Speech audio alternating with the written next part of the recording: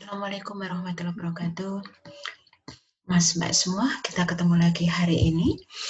Dan hari ini kita akan membahas tentang metode dasar penetapan harga. Jadi beberapa pertemuan hari-hari ini, beberapa pertemuan kemarin dan yang akan datang, kita akan mendiskusikan tentang harga. Dan hari ini kita akan mendiskusikan tentang metode dasar penetapan harga. Seperti biasa, jangan lupa Anda untuk melakukan presensi di OJW terlebih dahulu, ya. Oke. Metode dasar penetapan harga itu ada 3. Yang pertama dengan biaya tambah. Kemudian yang kedua, ini berdasarkan keseimbangan permintaan dan penawaran. Dan yang ketiga, atas dasar kekuatan pasar. Sekarang kita bahas satu demi satu. Penetapan harga dengan biaya tambah. Di sini adalah kita menetapkan harga satu unit produk senilai dengan biaya total unit, ya, ditambah laba yang diinginkan dari unit. Jadi ini cara penetapan harga yang sangat sederhana, yaitu dengan cara menetapkan harga satu unit produk senilai dengan biaya total unit ditambah laba yang diinginkan oleh unit. Sebagai contoh misalnya, Anda mengusahakan memproduksi kecap, misalnya seperti itu. Satu botol kecap, dari bahan baku sampai sudah dikemas dalam botol yang bagus, ya, dengan labelnya dan seterusnya, pokoknya tinggal memasarkan, biaya totalnya katakanlah 10.000 misalnya. Ya, jadi di sini biayanya sudah termasuk dari biaya bahan baku, tenaga kerja, pengolahan dan seterusnya, ya, biaya tetap dari gedung dan seterusnya, ya. Kemudian ketika dihitung ketemu biaya total per unitnya adalah 10.000. Nah, Anda tinggal menambahkan laba yang Anda inginkan dari setiap unit tersebut. Misalkan saja setiap unit Anda ingin menambahkan 5% dari biaya total. Ya, jadi 10.000, nanti harga jualnya adalah 10.000 ditambah 5% dari 10.000, ya, atau 10.500, ya. Atau misalnya Anda menginginkan biaya tambahnya itu Anda menginginkan labanya itu 10% dari biaya total unit. Jadi Anda tambahkan 10% dari 10.000, ya. Jadi penetapan harga dengan biaya tambah ini sangat sederhana, ya. Kita hanya menambahkan berapa persen yang kita inginkan dari biaya total yang dikeluarkan untuk membuat satu unit produk. Kemudian yang kedua adalah penetapan harga berdasarkan keseimbangan permintaan dan penawaran. Cara ini cocok untuk perusahaan yang tujuan penetap harganya adalah memaksimalkan laba. Ya. Di sini kita mengikuti hukum permintaan dan penawaran. Anda masih ingat kan ya? Jadi, apabila ingin memperluas pasar dan mempunyai konsumen yang lebih banyak, maka harus bersedia menurunkan harga. Oke? Ya, jadi cara ini, penetapan harga berdasarkan keseimbangan permintaan dan penawaran, cocok untuk perusahaan yang tujuan penetapan harganya untuk memaksimalkan laba. Di sini kita harus mengikuti atau memperhatikan hukum permintaan dan penawaran. Oke, diskusi kita yang pertama, ya. Tolong Anda jelaskan, ya.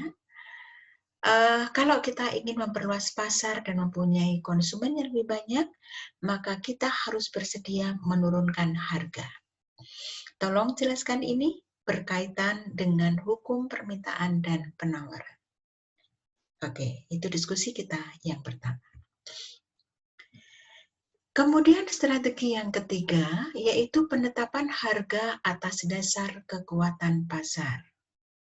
Ya, jadi penetapan harga atas dasar kekuatan pasar. Nah, di sini fokus kita adalah pada persaingan. Ada 3 cara yang bisa kita gunakan, yaitu menetapkan harga untuk menangkal persaingan, atau penetapan harga di bawah tingkat persaingan, dan penetapan harga di atas tingkat persaingan. Ya. Jadi yang pertama, penetapan harga untuk menangkal persaingan. Ini digunakan apabila persaingan benar-benar ketat dan antar produk tidak ada perbedaan khas. Ya. Jadi persaingannya benar-benar ketat, kemudian antar produk tidak ada perbedaan khas. Metode ini menunjukkan pasar dalam kondisi persaingan sempurna. Oke, Anda semoga masih ingat apa ciri-ciri pasar persaingan sempurna? Ya, salah satu, salah dua, salah tiga ya dari ciri-ciri pasar persaingan sempurna adalah tidak ada perbedaan produk. Ya, artinya produk homogen. Ya. Jadi di atas tadi sudah disampaikan bahwa di sini antar produk tidak ada perbedaan khas. Jadi produk homogen. Kemudian yang kedua, pembeli dan penjual menguasai informasi pasar dengan baik. Artinya pembeli tahu harga, penjual juga tahu harga. Ya. Dan yang ketiga, penjual tidak terang-terangan mengendalikan harga. Ya, karena dalam pasar persaingan sempurna ini tidak ada yang bisa mengendalikan harga. Ya, oke. Metode ini bisa diterapkan bila ada tingkat harga umum.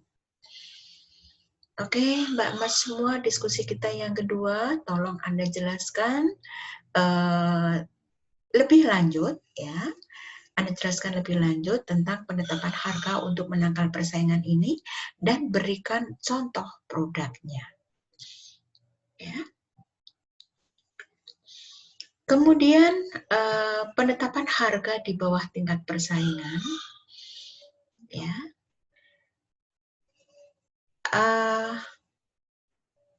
Cara ini dasarnya adalah kita menentukan harga di bawah persaingan, artinya kita menetapkan harga lebih rendah dari tingkat pesaing. Ya. Dasar pemikirannya adalah sedikit pelayanan dan sedikit imbuhan, tetapi dengan volume penjualan yang tinggi. Jadi produk kita jual dengan sedikit pelayanan dan sedikit imbuhan. Contohnya apa ini? Ya. Misalnya mungkin kemasannya tidak terlalu bagus, mungkin tidak ada pelayanan pengantaran sampai ke rumah misalnya, ya, atau imbuhannya sedikit. Imbuhan itu artinya yang memberikan nilai tambah pada produk itu, ya. Nah, dengan sedikit pelayanan dan sedikit imbuhan ini, biaya produksi atau biaya yang harus dikeluarkan ini bisa ditekan. Ya, sehingga kita bisa menjual dengan harga di bawah tingkat persaingan, dan dengan harga yang di bawah tingkat persaingan ini kita berharap volume penjualannya tinggi. Ya, jadi sedikit pelayanan, sedikit imbuhan dengan harapan volume penjualan yang tinggi. Kemudian penetapan harga yang terakhir yaitu penetapan harga di atas persaingan. Di sini adalah kita menetapkan harga yang di atas dari harga pesaing, ya. Harga kita lebih mahal. Nah, kapan kita berani menggunakan strategi ini? Cara ini kita gunakan apabila ya produk kita unik atau penjual sudah mempunyai prestise sendiri dalam pasar. Ya. Jadi produk kita unik sehingga orang bersedia membayar karena uniknya produk tersebut. Ya, atau orang bersedia membayar mahal karena merasa prestis menggunakan produk tersebut. Ya, jadi si penjual atau si produsen ini sudah mempunyai prestis tersendiri dalam pasar. sehingga dia bisa menjual dengan harga yang lebih tinggi karena prestisnya. Ya. Oke, untuk diskusi kita yang ketiga, tolong Anda berikan contoh produk dari masing-masing ini, ya. Jadi misalnya untuk yang penetapan harga untuk menangkal persaingan, ini contoh produknya apa, nanti Anda bisa mohon dijelaskan lebih lanjut. Kemudian untuk yang di bawah persaingan, contohnya kita apa, dan yang di atas tingkat persaingan, contohnya apa. Ya, tolong ini Anda respon untuk diskusi kita yang ketiga. Oke, Mas Mbak semua, untuk hari ini materinya hanya terbatas di sini, ya. Semoga Anda paham, ya. Setelah ini seperti biasa kita adakan diskusi. Oke, terima kasih. Assalamualaikum warahmatullahi wabarakatuh.